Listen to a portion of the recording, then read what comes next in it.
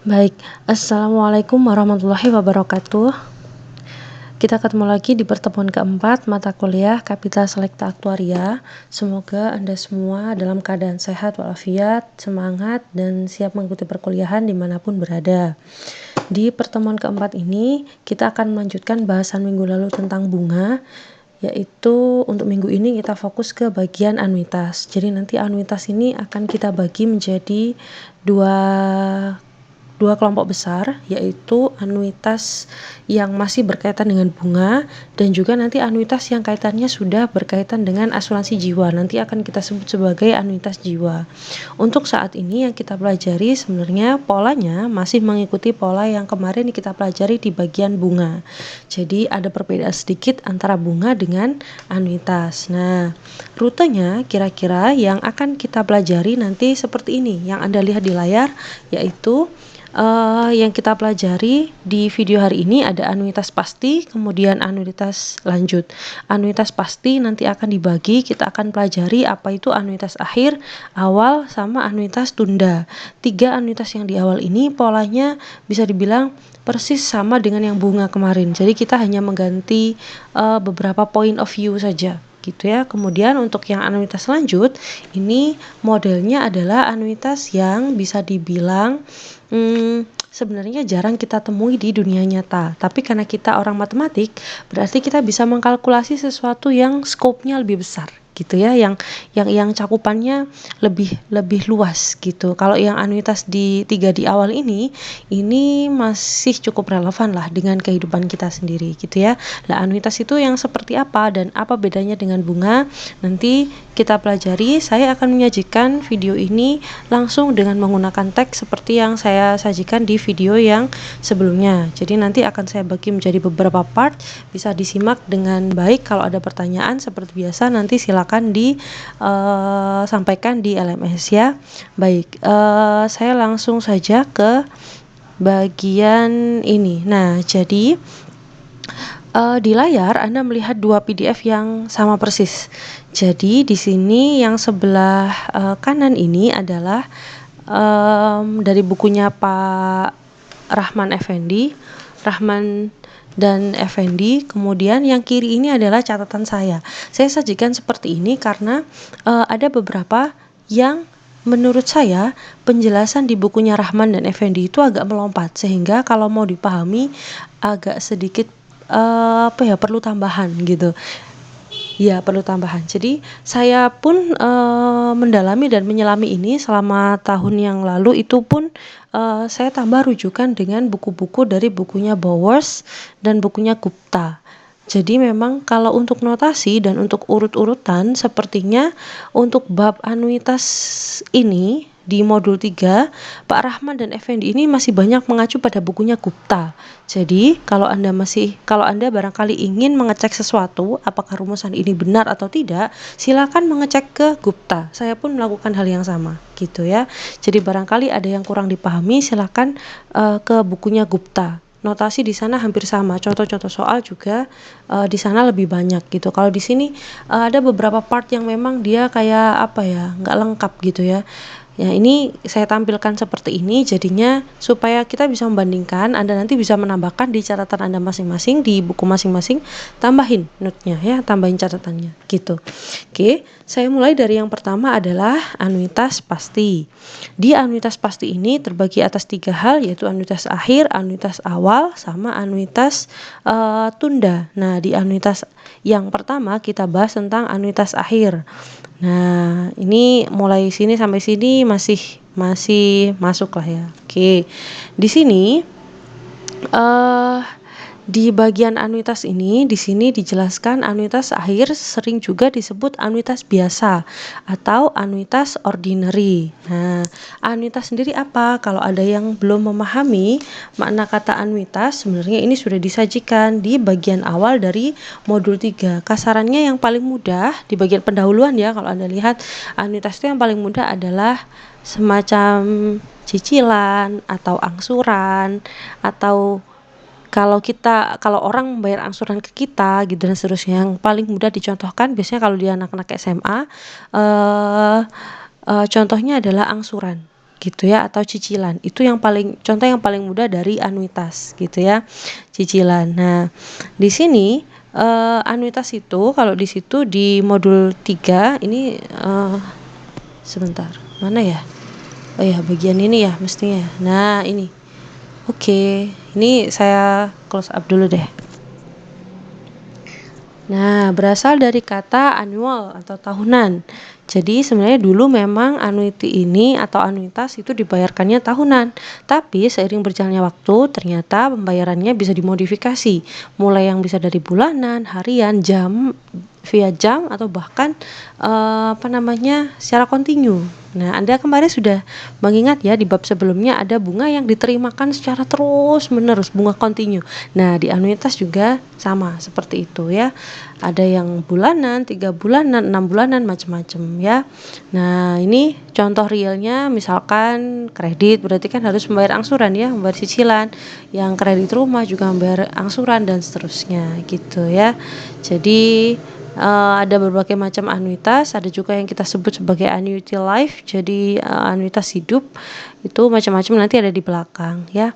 Nah, di bab ini nanti Anda akan ketemu anuitas biasa atau anuitas ordinary yang biasa sering kita pakai. Kemudian ada juga model yang lain namanya anuitas awal. Kemudian ada anuitas kontinu dan macam-macam lainnya gitu ya. Oke, kita kembali kalau gitu. Sorry, saya tadi lupa pendahuluannya ya. Oke, saya kembali ke bagian awal dari anuitas akhir. Ini kita ambil contoh anuitas dengan pembayaran Rp1 biar gampang ya, satu aja gitu. Jadi nanti pengalinya gampang. Dibayarkan pada akhir periode selama N periode. Anuitas yang pembayarannya pada akhir periode disebut anuitas akhir atau annuity immediate. Yang bagian ini nggak usah dihafalin, udah kita ngafalin anuitas akhir saja. Nanti karena kalau kita artikan immediate nanti Anda bingung karena maknanya immediate, penggunaan istilahnya agak kurang pas sebenarnya. Nggak apa-apa, tapi memang demikian gitu. Jadi kita hafalin ya udah anuitas akhir gitu aja ya.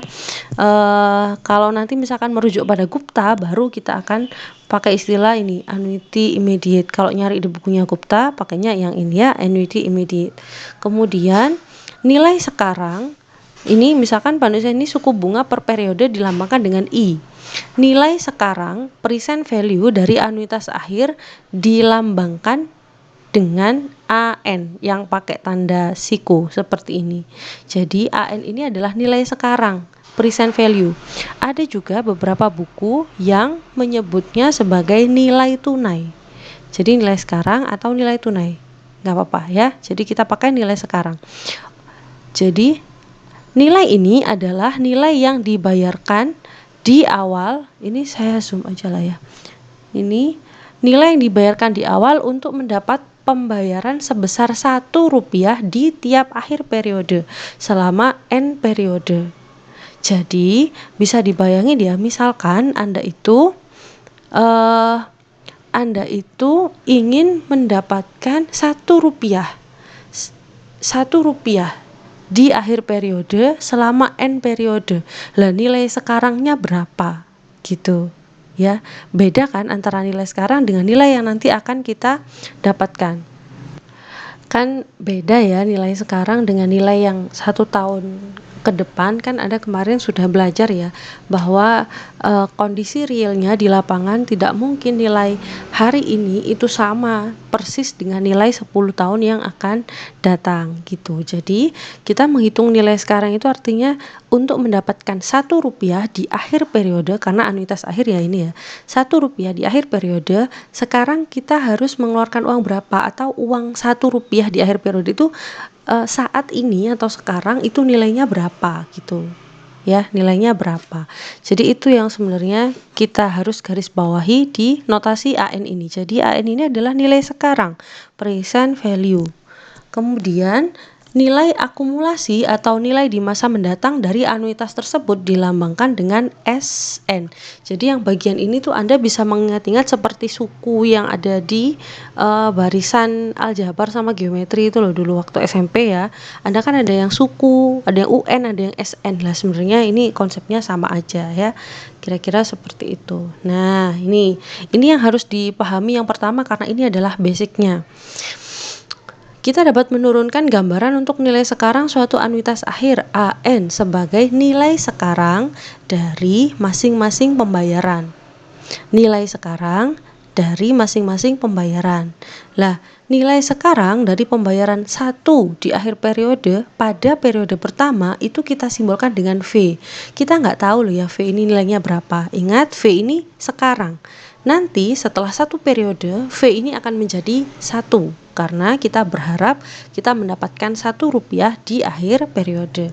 Nah, nilai sekarang dari pembayaran Rp1 yang dilakukan pada akhir periode kedua adalah V kuadrat. Proses ini berlanjut sampai nilai sekarang dari pembayaran 1 pada periode terakhir.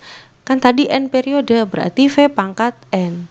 Lah, akumulasi total dari nilai sekarang AN itu sama dengan jumlahan dari nilai sekarang tiap-tiap pembayaran. Gitu. Jadi AN ini adalah jumlahan dari nilai sekarang tiap-tiap pembayaran. Ini boleh digarisbawahi ya. Jadi rumusnya seperti ini. Nah, formula nilai sekarang anuitas di atas tidak efisien kalau nilai N-nya besar. Dapat dilihat bahwa 3.1 merupakan deret geometri dengan N suku dengan nilai awal adalah V. Faktornya atau rasionya adalah V juga gitu. Jadi ini kan dijumlah ini adalah deret geometri.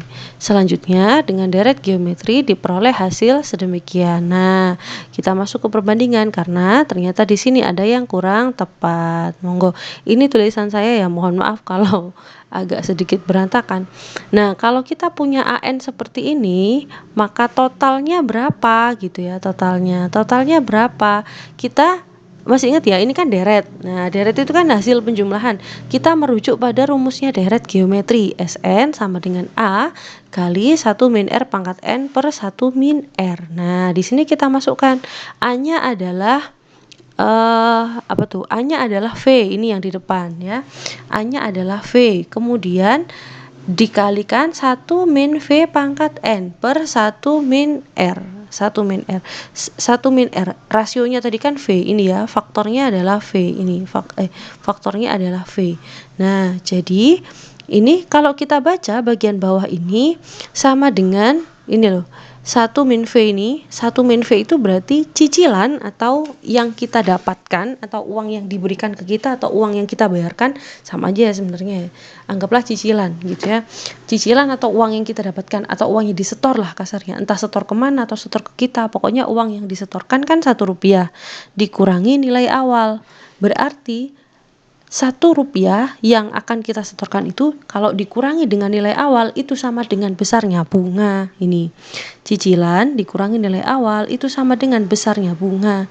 Lah, besarnya bunga itu diperoleh dari, kalau dihitung adalah I dikalikan dengan V.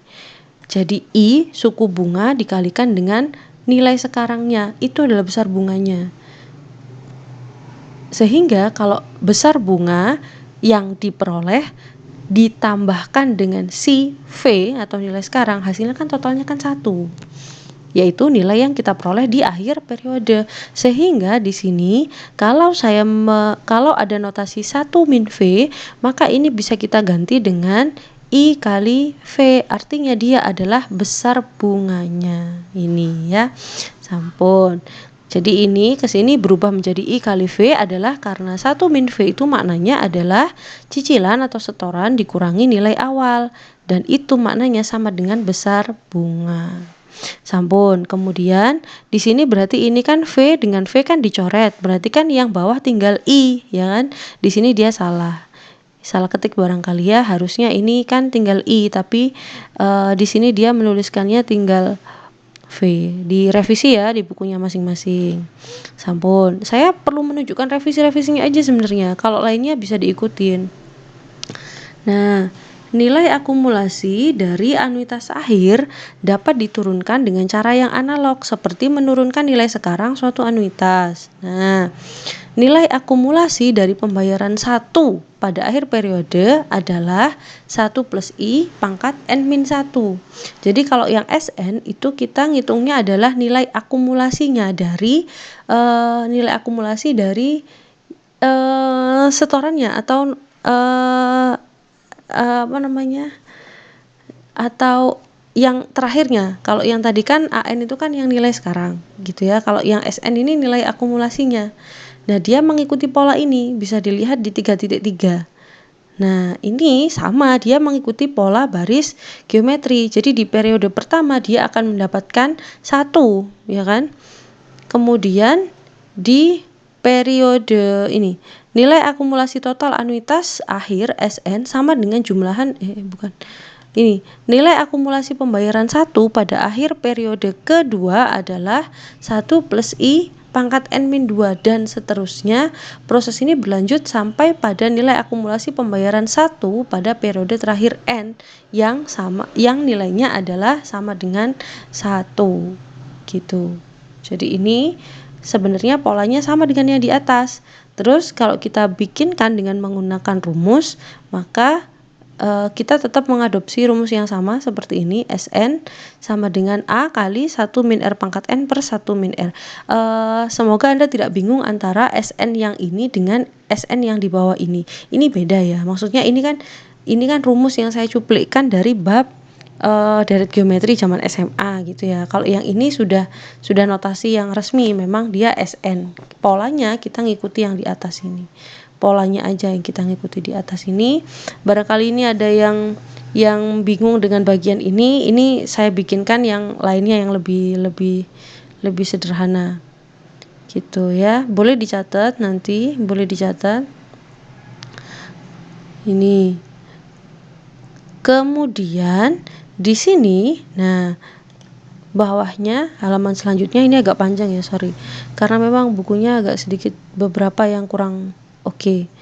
Ini dia mencari hubungan antara AN dan SN. Sebenarnya ini tinggal otak-atik saja sih ya, otak-atik sederhana aja. Di sini yang keterangan yang barangkali mungkin belum disebutkan sejak awal adalah bagian ini, bahwa V itu sama dengan 1 dibagi 1 plus I.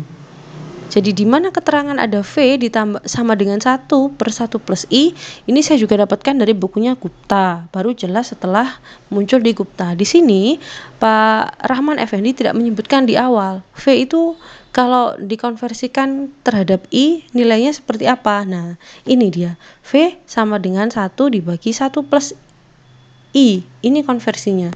Sehingga kalau dimasukkan ke sini, barangkali ini ada beberapa kesalahan atau kurang jelas sebab musababnya kenapa ini begini tiba-tiba menjadi 1 gitu kan ya. Nah, ini saya uraikan di sini. Semoga bisa membantu pemahaman Anda, tapi ini sudah jelas ya.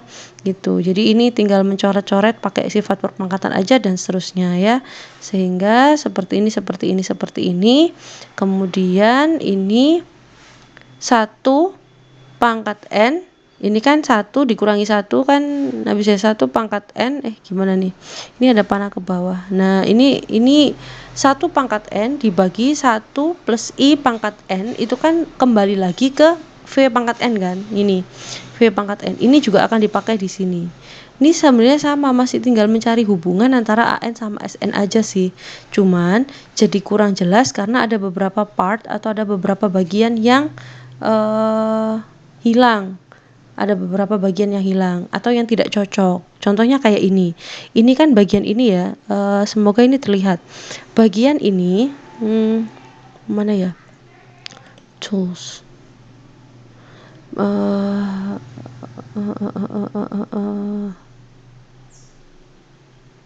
Oke lah, kok lama ya? Kok lama?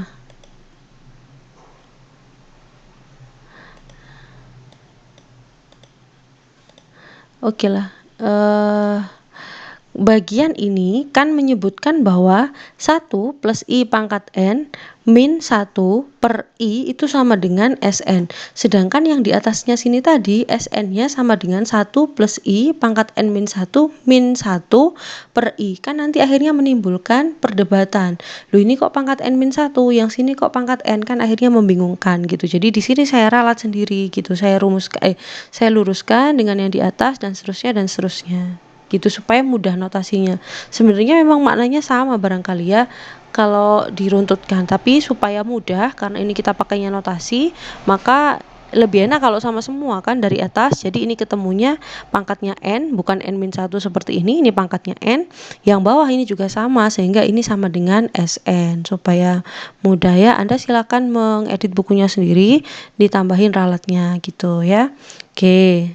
Next, bagian ini saya perbesar bagian ini kalau gitu, biar kita fokus. Selanjutnya ada contoh, carilah nilai uang sekarang atau nilai tunai, berarti ini yang dicari adalah AN. Sudah. Nah, di sini dengan suku bunga 8%, convertible semi-annually atau konversinya adalah 6 bulanan. Lah, ini kita mengikuti pola. Ini yang kurang bagusnya di bukunya Pak Rahman Effendi. Jadi langsung melompat gitu, contohnya tiba-tiba konversinya 6 bulanan. Tapi nggak apa-apa sebenarnya, kan kita di pertemuan sebelumnya sudah ada contoh penghitungan bunga yang sifatnya setengah tahunan gitu. Tinggal kita ikuti aja polanya sama. Ini ya. Jadi nilai uang di sini karena uang awalnya adalah 4 juta, anggaplah ini 4 gitu aja ya, 4 juta. Selama 16 tahun dengan suku bunga 8% konversi 6 bulanan. Berarti setahun itu dibungakan atau dihitung dia mendapatkan suku bunga 2 kali. Sehingga kalau 16 tahun berarti 16 kali 2 32 kali. Kita tinggal masukkan ke rumusnya. Jadi di sini 4 uang awalnya ya dikali 1 min 1 per 1 plus I. Jadi ini adalah V-nya. Ingat, V-nya adalah 1 per 1 plus I. Ini masuk ke sini. Pangkatnya 32. Kenapa? Karena periodenya selama 1 tahun 2 kali periode pembungaan. Sehingga ini 71 kali 4942. Gitu ya. Ini juta. Gitu. Jadi bisa dibayangin tuh kalau misalkan ini ternyata nilai sekarangnya 71,5 juta, misalkan nilai akhirnya ternyata lebih dari itu. Ini kan nilai sekarangnya gitu ya. Jadi jelas nilai sekarang lebih sedikit daripada yang nilai mendatang. Karena kan dapat suku bunga yang nilai mendatang gitu ya. Oke, ini. Jadi apabila Anda membayar 71,5 juta sekarang, maka selama 16 tahun Anda akan mendapat pembayaran 4 juta setiap akhir tengah tahunan gitu ya. Kira-kira seperti itu. Kalau Anda mencari SN, maka kalau Anda dari soal ini Anda mencari SN, maka Anda akan melihat nilai akhir. Nilai akhirnya nanti, nilai di masa mendatang dari uang 71,4942 yang Anda setorkan itu, nilai akhirnya berapa gitu. Nilai akhirnya setelah 16 tahun itu berapa gitu. Itu Anda bisa cari sendiri. Oke. Selanjutnya, untuk contoh selanjutnya ini bla bla bla dan seterusnya yang ditanyakan adalah berapa jutakah total tabungan pada 31 Desember 2015. Jelas yang dihitung adalah SN karena pada 31 Desember 2015, jadi yang paling terakhir sendiri gitu. Nah, di sini agak bertahap karena di sini dikatakan bahwa tabungannya dibiarkan kosong sampai akhir tahun. Kemudian ada lagi tabungan dibiarkan lagi selama 4 tahun gitu. Jadi ada periode di mana dia itu kosong, ada periode di mana dia mulai menabung, dan ada lagi periode di mana dia itu nggak ditambah lagi uangnya. Sudah, jadi cuma tinggal mendapatkan bunga saja. Jadi di sini perlu ditambah sedikit dengan pembungaan yang 4 tahun terakhir, mulai 2011 sampai 2015 itu kan dia nggak nambah dana, cuma dapat tambahan bunganya doang gitu. Jadi di sini dikalikan dengan 1 kali 0,5 pangkat 4. 2 ada di depan, kenapa? Karena dia modalnya atau menabungnya sebesar 2 juta gitu ya. Sebesar 2 juta. Oke, kira-kira seperti itu. Anuitas akhir dapatnya adalah di akhir gitu. Saya langsung lanjut ke anuitas awal ya di satu video ini, atau saya pecah aja ya wis. Anuitas ininya saya lanjutkan di video-video yang selanjutnya ya.